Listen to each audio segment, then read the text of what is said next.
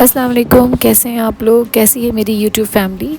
आज की वीडियो में आपके साथ वॉशरूम और किचन के हवाले से की डीप क्लीनिंग के हवाले से कुछ टिप्स मैं आपके साथ शेयर करूंगी।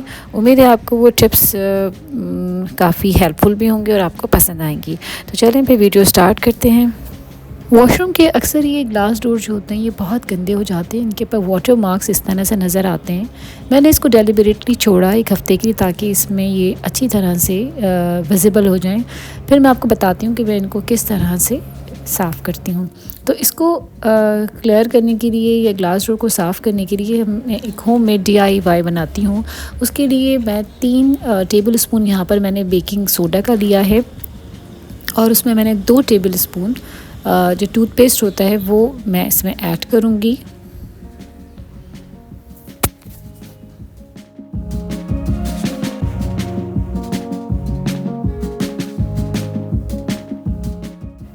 फिर मैं इसमें 2 ही टेबल स्पून जो भी लिक्विड क्लीनर हम यूज़ करते हैं उसका मैं इसमें ऐड करूँगी। उसके साथ साथ मैं 1 टेबल स्पून या 2 tablespoon according to the need मैं इसमें वाइट विनेगर वो मैं इसमें ऐड करूँगी और फिर मैं इसको अच्छी तरह से मिक्स करूँगी। लेकिन ये मिक्सचर जो है थोड़ा थिक है तो फिर मैं इसमें वाटर भी साथ साथ ऐड करूँगी और इसको मैं थोड़ा सा लिक्विड फॉर्म में रखूँगी, यानी इसकी कंसिस्टेंसी जो है वो थोड़ा सा थिन होनी चाहिए। इसको मैं इस तरह के जो स्क्रबर्स होते हैं वो मैं यूज़ करती हूँ, इसका रिज़ल्ट बहुत अच्छा होता है। अब इस स्क्रब के ऊपर लगा के मैं इस तरह से सर्कुलर मूवमेंट में पूरे ग्लास डोर के ऊपर मैं इस अपने DIY को लगा के छोड़ दूँगी। मैं उन एरियाज़ को ज़्यादा फोकस करूँगी जहाँ पर ज़्यादा निशानात हैं, जो यूजुअली नीचे की साइड पे यानी जो उसका बॉटम होता है ग्लास डोर का, वहाँ पर मैं इसको अच्छी तरह से लगा के मैं इसको छोड़ दूँगी। यानी कि इसको तकरीबन 10 से 15 मिनट्स तक का आप रेस्ट दें। फिर उसके बाद मैं इसको वाटर से यानी कि पानी से मैं इसको वॉश कर दूँगी।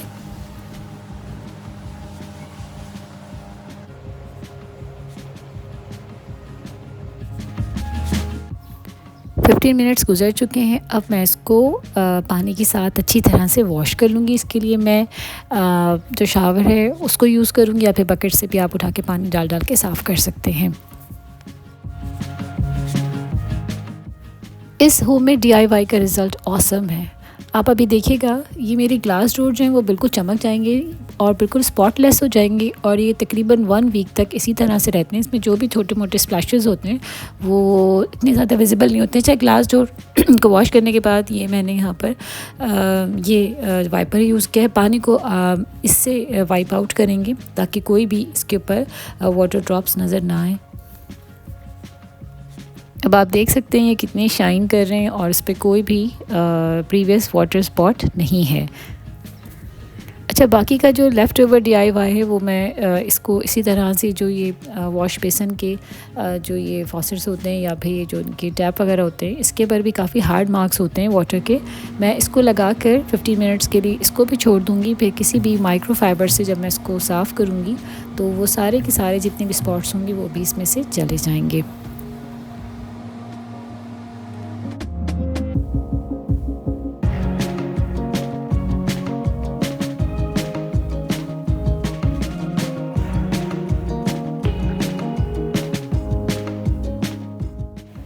यही DIY मैं जितनी भी ग्लास की एक्सेसरीज़ कह लें, यहाँ पर जो भी यहाँ पर चीज़ें हैं जैसे कि ये ग्लास प्लेट है मैं इसके ऊपर, लेकिन ये थोड़ी सी क्वांटिटी पे ही लगता है और ये बिल्कुल इसको साफ़ कर देगा। मैं इस पर लगा के उसी स्क्रब से मैं इसको साफ़ कर लूँगी तो ये भी स्पॉटलेस हो जाएगा, इस पर भी कोई वाटर मार्क्स नज़र नहीं आएंगे।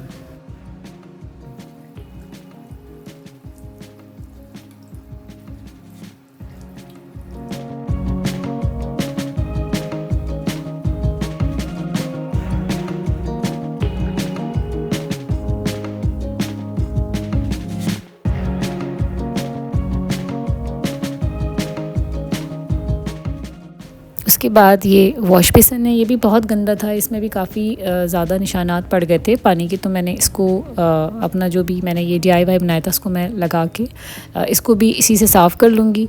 और सेम मेथड यानी कि ये जितना भी मैंने जितनी भी चीज़ें वॉश बेसन या भी ग्लास डोर या फॉसेट वगैरह या जो भी इसके टैप वगैरह होते हैं वो सारी चीज़ें जो है मैं अपने इसी DIY से जो है क्लीन करती हूँ तो आप यकीन करें ये बिल्कुल चमक जाते हैं, शाइन करते हैं। स्पेशली जो शावर वगैरह होते हैं ये बहुत गंदे हो जाते हैं, इनके जो फॉसेट वगैरह होते हैं, तो मैं यही DIY उस पर भी लगाती हूँ।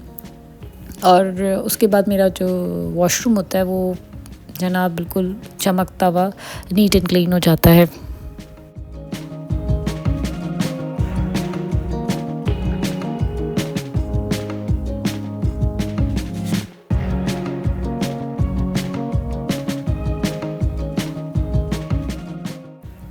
इसी तरह से अक्सर अगर घर में छोटे बच्चे हों तो कमोड के आसपास से कभी कभी यूरिन की बड़ी बैड स्मेल आती है जो बहुत बुरी लगती है, वो जाती नहीं। तो इसको रिमूव करने के लिए ये जो शेविंग जेल होता है उसको मैं यूज़ करती हूँ। ये मैंने यहाँ पर कमोड के राउंड लगा दिया है और मेरी कमोड के नीचे की बेस नहीं है, ये डायरेक्ट वॉल से अटैच है, लेकिन अगर आपकी है तो आप नीचे भी लगाएं। और फिर इसको अच्छी तरह से मैं इसी स्क्रब से साफ़ कर लूँगी। तो इससे जितनी भी हार्ड स्मेल होती है यूरिन की बैड स्मेल जो अच्छी नहीं लगती है, एक तो वो चली जाती है, दूसरा ये कि बहुत ही ख़ासा मतलब काफ़ी लंबे अरसे तक जो होती है वो एक अच्छी सी जो शेविंग जेल की खुशबू होती है वो आपके कमोड के आसपास से आती है। तो ये आप करके देखिएगा।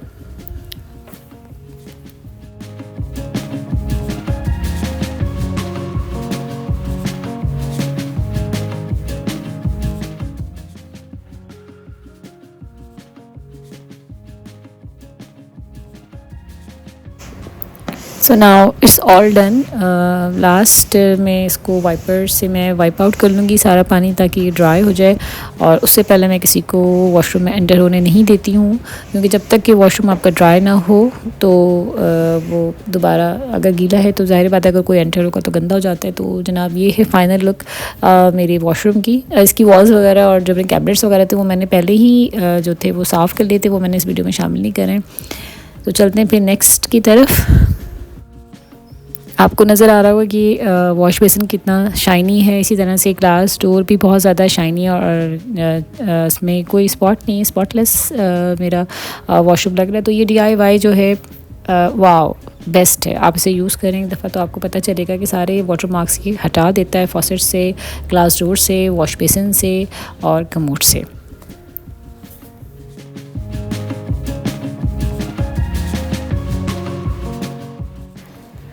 इसी तरह से किचन में बैड स्मेल को अवॉइड करने के लिए मैं अक्सर इस तरह की कॉटन की बॉल बना लेती हूँ और फिर उसके ऊपर कोई भी परफ्यूम या कोई भी अच्छी सी फ्रेगरेंस जो आपको अच्छी लगती हो वो मैं उस पर डाल कर मैं अपनी जो डस्टबिन होती है जिसमें अक्सर मतलब कभी बैड स्मेल आने लगती है तो उसके अंदर मैं इसको डबल साइडेड टेप से इस तरह से डबल साइडेड टेप लगा के मैं इसको अंदर स्टिक कर देती हूँ।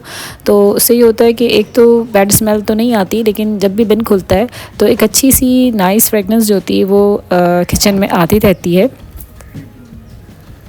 इसी तरह से किचन में वो एरियाज़ जहाँ पर ये जो हमारी ड्रॉज़ होती हैं या कैबिनेट्स वगैरह होते हैं वो इस तरह से नीचे अटैच होते हैं कि नीचे सफाई करना नामुमकिन होती है और पीछे ड्रॉर्स के बहुत ज़्यादा गंदगी या कचरा जमा हो जाता है। तो मैं उसके लिए इस तरह की झाड़ू यूज़ करती हूँ जो कि यूज़ होने के बाद ऑलमोस्ट ख़त्म हो चुकी होती है, यानी कि वो आगे से बहुत छोटी सी रह जाती है।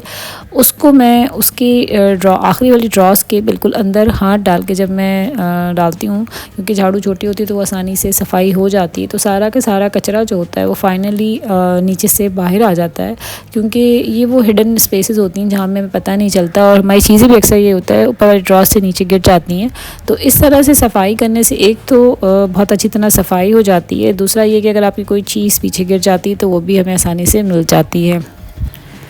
अच्छा, लास्ट में ये किचन के मतलब ये स्टोव्स जिनके आप नज़र आ रहे होंगे इस पे इस कदर ये मतलब निशानात पड़ चुके हैं, मतलब चीज़ें गिरती हैं वो बिल्कुल स्टिक हो जाती हैं। तो मैंने सोचा कि आज मैं इसकी सफाई भी आपके साथ शेयर कर लूँ। तो मेरा जो DIY था वो जो मेरा लेफ़्ट ओवर था वो मैंने बचा लिया यहाँ पर। अब मैं तीनों के तीनों स्टोव पर मैं इसी तरह से उसके अराउंड में लगा दूँगी और इसको मैं 10 से 15 मिनट के लिए इसको मैं रेस्ट करने के लिए छोड़ दूँगी। उसके बाद ये जो स्पंज होता है मैं इसको हल्के हल्के से जो है मैं वाइप करूँगी और साथ साथ मैं इसके ऊपर गर्म पानी जो है वो डालती रहूँगी। तो थोड़ा टाइम लगता है, लेकिन जो कि बहुत हार्ड ये होते हैं, निशानात तो निकलने में काफ़ी टाइम लेते हैं, लेकिन आपको नज़र आ रहा होगा कितना नीटी निकल चुके हैं। इसी तरह से स्टोव की साइड पर जब हम रोटी पकाते हैं तो आटा जो होता है अक्सर वो गिरता है और वो चिपक जाता है, तो अच्छा खासा जो होता है डर्ट की फॉर्म में वो जमा हो जाता है। तो जब आप डीप क्लीनिंग करते हैं या अगर आप डेली भी करते हैं तो इसी तरह से कोई बटर नाइफ़ वगैरह लेकर इसको ज़रा सा स्क्रैच करते हैं तो ये सारा बाहर आ जाता है। Now you can see that अब ये वॉल्स वगैरह साफ़ करने के बाद आप ये फाइनल लुक देखिए। मेरे स्टोव्स पहले कितने गंदे थे और बेइंतहा हार्ड इसके ऊपर निशानात थे, स्टेन्स थे जले के। अब ये बिल्कुल नीट एंड क्लीन है और शाइन कर रहे हैं। तो कैसी लगी आपको मेरी वीडियो वॉशरूम और किचन की डीप क्लीनिंग के हवाले से? वीडियो में कुछ भी अच्छा लगा हो तो मुझे कमेंट बॉक्स में आके ज़रूर बताइएगा। मिलते हैं नेक्स्ट वीडियो तक। टिल देन अल्लाह हाफ़िज़।